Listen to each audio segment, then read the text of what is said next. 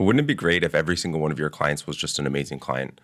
Personally, I've been very fortunate in that my clients are amazing at creative agency success, but I also have a great framework in which I make a determination on whether they are great clients. Great clients are ones that we absolutely love working with. They give us energy, they make us excited, and they're just a joy to work with. And hopefully you feel the same about your clients. But if not, here's a couple things and a couple frameworks that you can work through to make sure that they are great clients.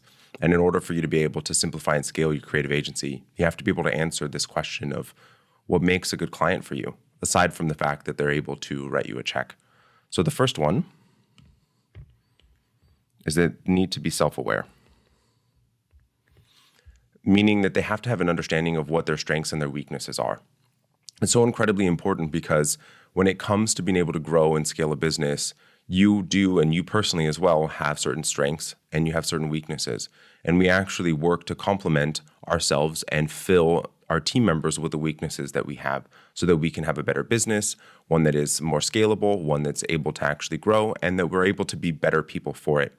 But if your clients are not self-aware of what their weaknesses and their strengths are, it makes it incredibly difficult to be able to help them be able to grow. Number two, they need to be coachable. It's so incredibly important that they actually want to utilize your experience and your expertise. And if they do not want to be taught, they don't want to lean on your expertise, it makes it incredibly difficult for you to be able to help them. Some of them, it's because it's very ego-driven, that they want to be the top dog in the business. But realistically speaking, I know that me personally, I've been able to grow incredibly quickly when I've recognized the places that I'm not. And I know that in every single relationship and every single person I encounter, there is something I can learn from each one of those people. And there's something that both of us can actually stand to benefit. So it's incredibly important that people come in humble and that they're actually coachable. Number three is that they need to have established goals. If they don't understand what it is that success looks like, it's going to be very difficult for you to be able to help them achieve success.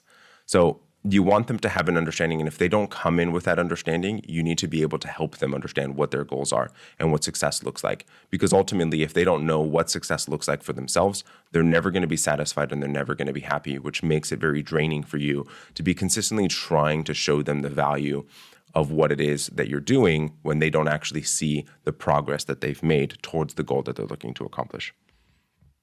Number four, they need to value your time. I see this so incredibly rampant in this industry where agencies feel like they have to be beholden to their clients and that they have to work weekends, they have to work nights, they have to do whatever it is that the client wants and needs.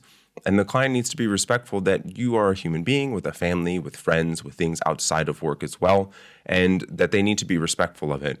I know for me personally, one of the rules that I have is that if someone's going to be 4 or 5 minutes late to a meeting, then I reschedule because that means that something else has come up. And it's setting a boundary for myself that we need to be both respectful to each other's time. And I show up to every meeting on time, whether it's internal, whether it's with a client. I am very punctual, and I think it's incredibly important to actually be that way.